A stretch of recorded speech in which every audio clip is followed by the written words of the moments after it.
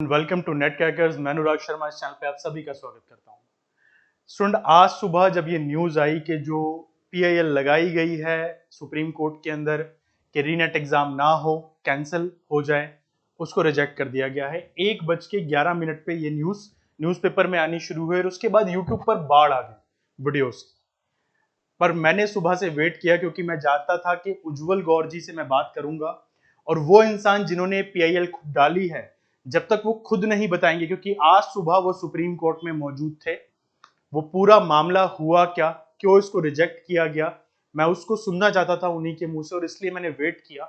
आज शाम को जब मेरा टेलीफोनिक कन्वर्सेशन उनसे हुआ तो उन्होंने पूरा सिनेरियो ये बताया। और मैं आपसे हमेशा कहता हूं कि मैं कभी कोई फालतू वीडियो अपलोड नहीं करता हूं, मैं हमेशा ऑथेंटिक कंटेंट पे बात करता हूं, वैलिड इंफॉर्मेशन पे बात करता हूं। इस समय यूट्यूब पर बाढ़ आ रखी है, कोई ऐसे करके, कोई ऐसे करके, कोई कुछ और करके, सिर पे हाथ रख के, इस तरह की हजारों वीडियोस ऐसे थंबनेल्स के साथ चल रही हैं कि अब आया नेट का रिजल्ट, अब नहीं होगा एग्जाम, कल होने वाला है एग्जाम। मैं इस तरह की बातें नहीं करूंगा।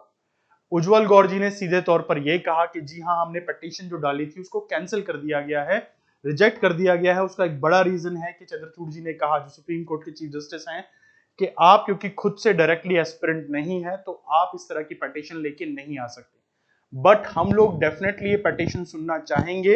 अगर इसको स्टूडेंट लेके आए, लेट स्टूडेंट्स कम।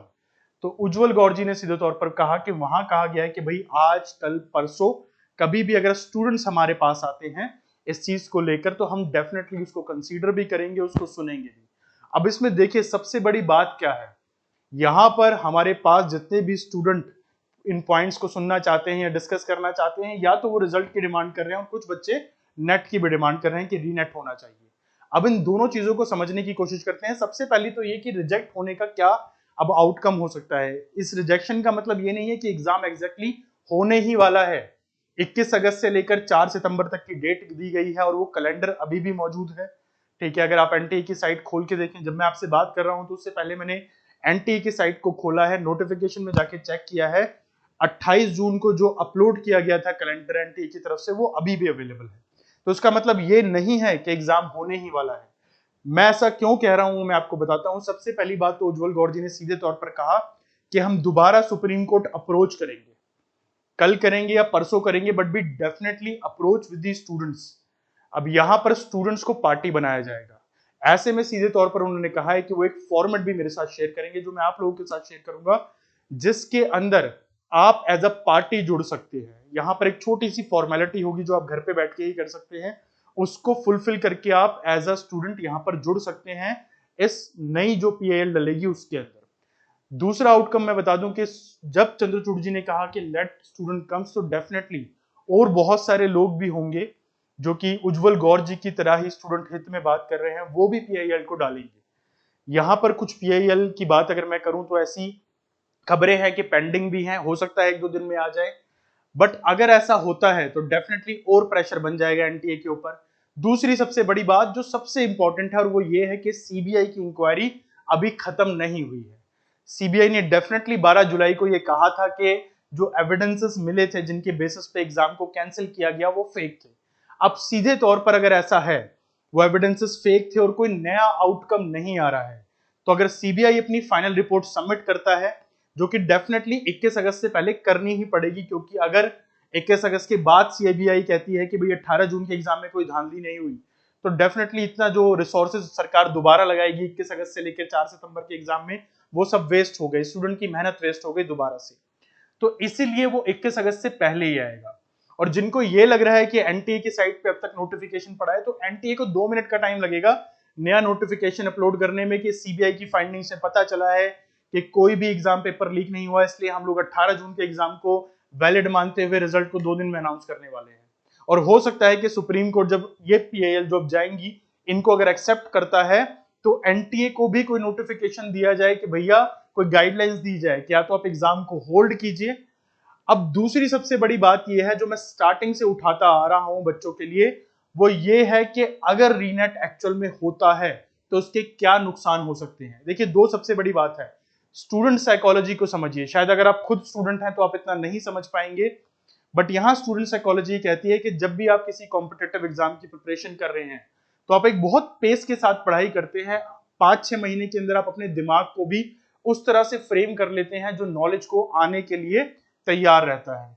बट जब आप एग्जाम दे के आ जाते हैं, स्पेशली जो क्योज अभी मचा कि एग्जाम होगा या नहीं होगा, होगा या नहीं होगा, उसमें कहीं ना कहीं दिमाग में रहता है कि भाई पढ़ाई करें या ना करें। और बहुत से बच्चे इस चीज में कंफ्यूज भी हैं लगातार। अब आपने यूट्यूब पे भी नोटिस किया होगा कि पहले सब डाल रहे थे कि री एग्जाम की प्रिपरेशन, ठीक है, अब वो सब हट चुका है, ठीक है। अब यहां पर मैं स्टार्टिंग से कह रहा हूं कि भाई दिसंबर वाले एग्जाम को फोकस कीजिए अगर आप सही में एक जेन्युइन स्टूडेंट है और आपको लगता है कि ये जो 18 जून का एग्जाम है आपका अच्छा नहीं गया।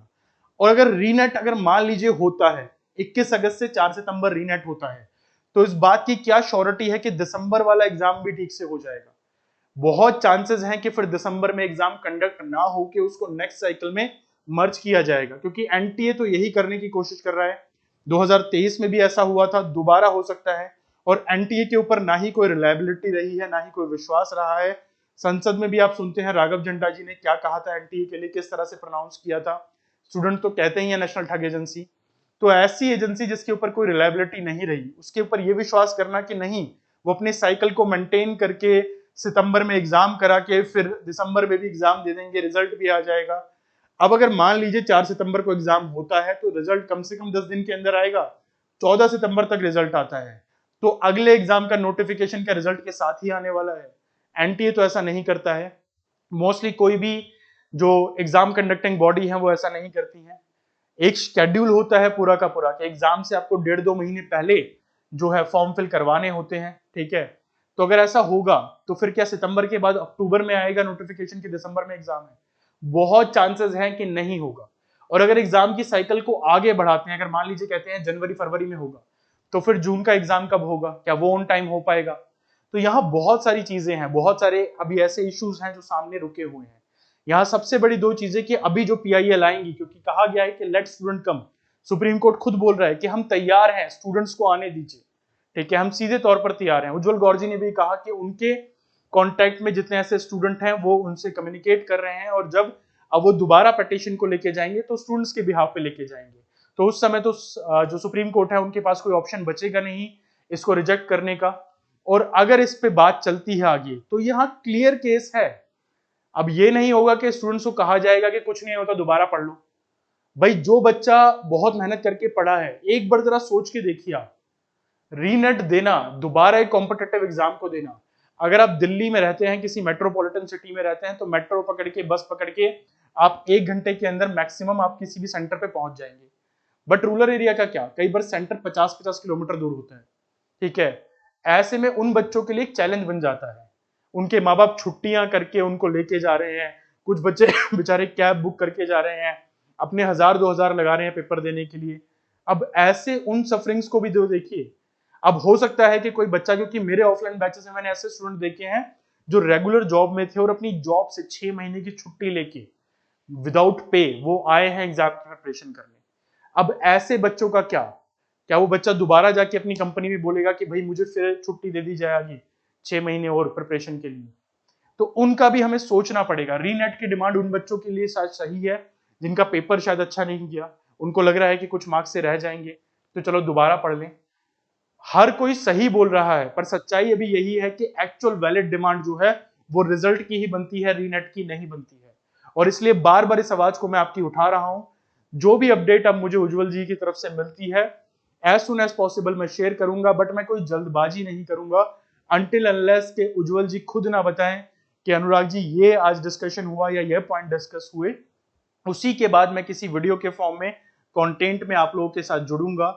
मेरी उम्मीद यही है कि हर वो बच्चा, चाहे वो रीनेट की डिमांड कर रहा है या रिजल्ट की डिमांड कर रहा है, उन सभी के लिए जो भी डिसीजन आए वो फेवरेबल रहे। अब दूसरा पॉइंट ये है कि एक बच्चे ने मुझे कमेंट किया था मेरी लास्ट वीडियो में कि सर मुझे समझ नहीं आ रहा है कि मैं पढ़ूं या ना पढ़ूं। देखो, जिस फील्ड को आपने चुना है आगे बढ़ने के लिए, एकेडमिक्स की फील्ड, उसमें जिंदगी भर पढ़ना पड़ेगा। तो सिर्फ एक एग्जाम को लेके आप ये सोच ले कि मुझे पढ़ने की जरूरत नहीं है, तो ऐसा नहीं है। आपको पढ़ते तो जिंदगी भर रहना है, तो अपनी प्रिपरेशन को तो कंटिन्यू रखिए। वो मैंने पहले भी वीडियोस में बोला है कि आपको इस चीज से क्या लेना देना। अगर आप सही में एक ऐसे स्टूडेंट हैं जो अपना करियर बनाना चाहते हैं एकेडमिक्स में, तो आपको अपनी स्टडीज को कंटिन्यू रखना पड़ेगा, क्योंकि आपका कंपटीशन बहुत ज्यादा टफ है। यूजीसी नेट इंडिया में एकेडमिक्स में सबसे टफ एग्जाम है, और ये जो जॉब आप करने जाएंगे वहां पे स्केल देखिए जरा, आईएएस ऑफिसर से कम नहीं है, शायद उससे ज्यादा ही होगा। तो इसलिए बहुत जरूरी है कि आप सीट की पेटी जो है बांध के रखिए, तैयार रहिए। एग्जाम होगा तो भी, नहीं होगा रिजल्ट आएगा तो भी, क्योंकि उसके बाद जब आप इंटरव्यूज देने जाएंगे वो सिर्फ आपका रिजल्ट देख के आपको अंदर नहीं लेंगे, आपकी नॉलेज को भी टेस्ट किया जाएगा। इसलिए अपनी पढ़ाई को स्टडी को कंटिन्यू रखना तो हर स्टूडेंट की नीड है। मैं उम्मीद करता हूं कि जो भी फैसला है वो सबके फेवर में आए, और इसी तरह से आप लोगों के साथ मैं जुड़ा रहूंगा। आप कमेंट बॉक्स में भी मुझे जरूर बताइएगा, और अगर कोई बच्चा उज्जवल गौर जी की इस पिटीशन से जुड़ना चाहता है तो नीचे दिए गए मेरे नंबर पे मुझे कांटेक्ट कर सकता है। मैं डेफिनेटली उनकी हेल्प करूंगा उज्जवल गौर जी से जुड़ने में। Thank you so much.